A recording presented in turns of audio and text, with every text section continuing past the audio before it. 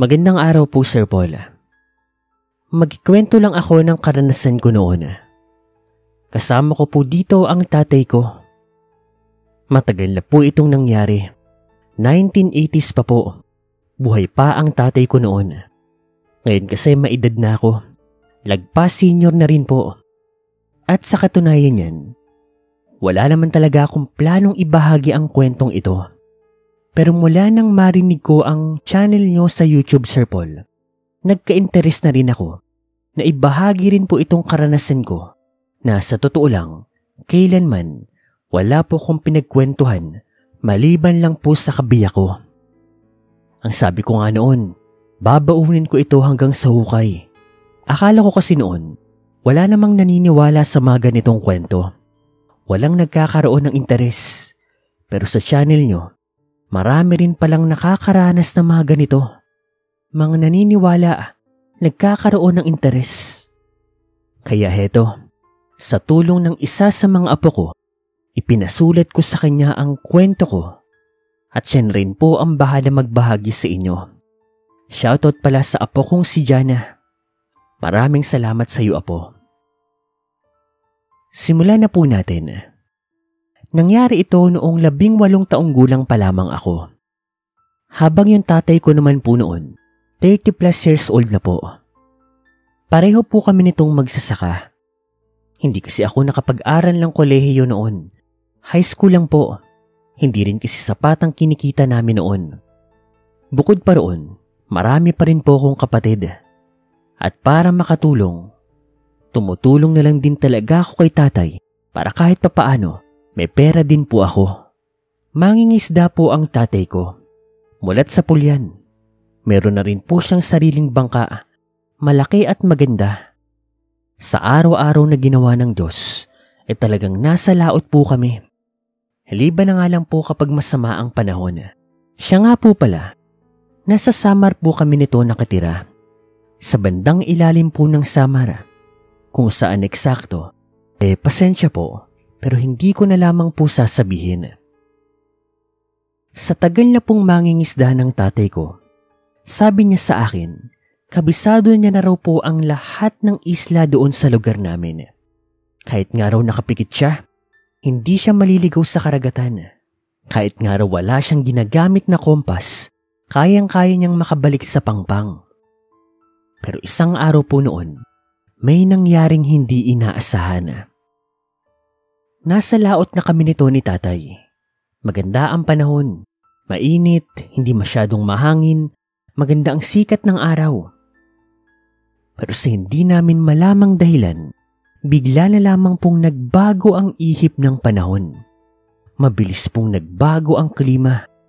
Lumakas ang mga hangin, dumilim ang paligid, lumapit ang mga maiitim at malalaking mga ulap. Nagsimula sa paambon-ambon. Hanggang sa maya-maya, bumuhos po ang malakas na ulan. Sa totoo po niyan, sanay naman kami sa ganoong senaryo. Pero syempre dahil biglaan, talagang biglang-bigla rin kami. Kasi kapag mangingisda ka, maaamoy mo naman talaga sa hangin yan. Pero yung pagkakataon na iyon, wala talagang pagbabadya. Pero mabuti, sanay na kami. Malaki rin ang bangka namin. Mabilis kaming nakailag doon sa sama ng panahon. Di motor na kasi ang bangka namin noon ni tatay. Hanggang sa maya-maya pa, napadpad kami sa isang lugar sa karagatan na talagang hindi pamilyar sa amin, maski ang tatay. Sabi niya, yun daw ang unang pagkakataon na nakarating siya sa lugar na iyon. Sa harapan kasi namin, nakakita kami ng isang isla na hindi talaga pamilyar sa amin. Nagtataka man, pinuntahan po namin ang isla na iyon. Isang tipikal na isla sa Pilipinas. May mga buko, may mga mangga, may mga bayabas, kawayan, at kung ano-ano pa. Yung buhangin saktuhan lang naman, hindi masyadong maputi pero maganda na kumpara sa mga normal na beach sa Pilipinas. So yun na nga, dumaong kami doon kasi sa harapan po ng isla, nandoon pa rin po ang sama ng panahon. Tay, ano pong gagawin natin dito? Hindi ko alam anak pero subukan nating pumasok sa kagubatan. Baka meron tayong mahinga ng tulong. Magkasama kami ni Itay na pinasok po ang kagubatan. Sa loob ng gubat, wala naman kaming napapansin na kakaiba. Kung anong tipikal na gubat doon sa atin, ganoon din. Pero maya-maya po, nakakita na po kami ng mga bagay na senyales na meron ng taong nabubuhay doon sa isla. Hanggang sa maya-maya, nakakita po kami ng mga kubo sa gitna ng isla. Lalapit na nga sana ako doon pero pinigilan ako ng tatay ko. Bakit po tay? Kala ko po ba manghihingi tayo ng tulong? Maghintay ka. Tignan muna natin kung anong klaseng tao mga yan. Baka mamaya, mga tribo sila Mga taong hindi sanay sa mga tao. Sa totoo niyan, bigla akong kinabahan sa sinabi niyo ni tatay. Tama nga naman siya. Makalipas po ang ilang sandali, may mga tao na pong naglabasan sa kanilang mga bahay. Meron kasing grupo ng mga tao na nanggaling naman sa kung saan. May daladalang mga baboy ramo na nakatuhog po sa kawayan at yung baboy ramo na iyon parang kakahuli lang po nila. Umaagos-agos pa nga ang dugo 4 po na baboy ramo yun. Napansin ko rin po na yung mga tao medyo maiitim po ang balat nila pero mukhang mga Pinoy din naman po. May mga kulot, may mga normal na buhok, pero halos lahat po sila mga nakabahaga. Nga mga babae, nakabahag din po. Tapos yung pang-itaas po nilang parte, hindi po natatakpan. Mukhang totoo nga ang sinabi ng tatay. Mukhang mga katutubo sila. Ang kakaiba pa sa kanila, yung lengguwahe po na gamit nila, hindi po normal. Hindi lengguwahe ng Pilipinas. Pero maya-maya pa, ang mas nakapagbigay ng takot sa amin ng tatay ko, nung walang ano-ano, lahat po ng residente doon sa maliit na baryo na iyon, nilantakan po yung baboy ramo, nakakahuli lamang. Tama po kayo, hilaw po nilang kinain yung mga karne. Lahat sila, bata matanda, babae lalaki, kanya-kanyang dakot doon sa karne ng baboy ramo. Yung laman loob pinag-aagawan po nila. Yung mga mata, yung mga braso, yung mga laman. Halos magkandasuka-suka na nga po kami ng tatay ko. Nagsirita na nga po ang dugo. Tuwang-tuwa po silang lahat. Hanggang sa maya-maya, nagulat na lamang ako nang bigla akong hilahin ng tatay ko. At kasabay po noon, nakita ko na yung mga tao, nakita po nila kami. Tinuro nga po nila kami. Walang ano-ano ay kumaripas kami ng takbo ng tatay ko pabalik doon sa may dalampasigan.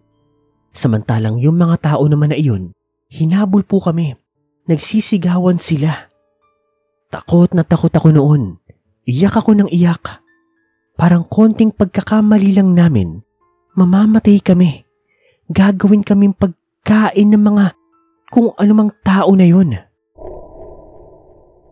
Mabilis kaming nakabalik sa bangka namin. Kasalukuyan pa ring masama ang panahon noon doon sa harapan ng isla pero wala na kaming pakialam. Mabilis kaming nakaalis doon sa may pangpang. Samantalang yung mga tao naman, nakarating din naman doon sa pangpang. Ilang minuto lang po makalipas naming makaalis doon. Sinubukan pa nga nila kaming batuhin ng mga sibat, patamaan ng mga palaso. Pero hindi na ito umabot. Mabuti na nga lang talaga.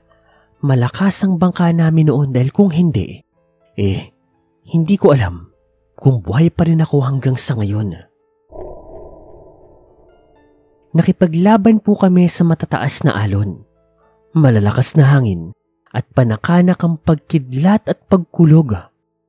Pero sa awa po ng Diyos, nakayanan po namin makalampas sa sama ng panahon at makabalik sa dagat kung saan kami pamilyar.